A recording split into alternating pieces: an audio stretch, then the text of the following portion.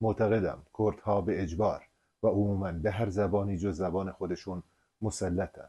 من خواهان تغییر این رویه هستم. چالش 10 جلسه‌ای املای کردی، ساده، کاربردی، رایگان. هدف من از این رشته ویدیوها تلاش برای برقراری عدالت زبانیه.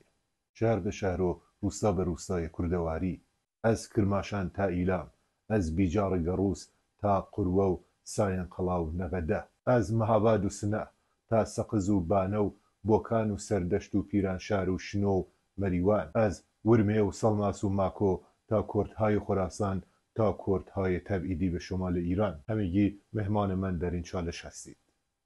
این چالش 10 جلسه‌ای برای یادگیری الفبا و رنوس راستنویسی یا آرامیه که مختص تمام شاخه‌ها و لهجه‌های زبان کردی در روشهلات و باشور کردستان. بعد از این 10 جلسه الفبا و املای کردی رو کامل و بدون اشکال یاد میگیرید. پیشتر 2 رشته ویدیو به زبان کردی در پیج کارگاه زبان و ادبیات کردی برای آموزش الفبا و رنوس کردی منتشر کردم.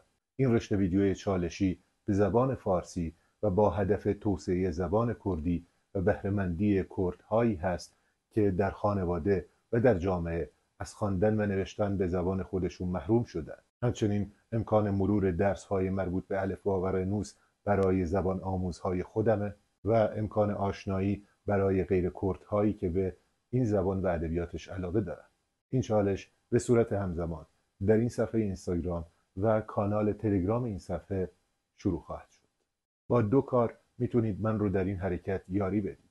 این پست رو استوری کنید و برای دوستان علاقه‌مندتون ارسال کنید و دوستان و رفقا و پیج‌های کردی که به این چالش آموزشی نیاز دارن رو زیر این پست منشن کنید.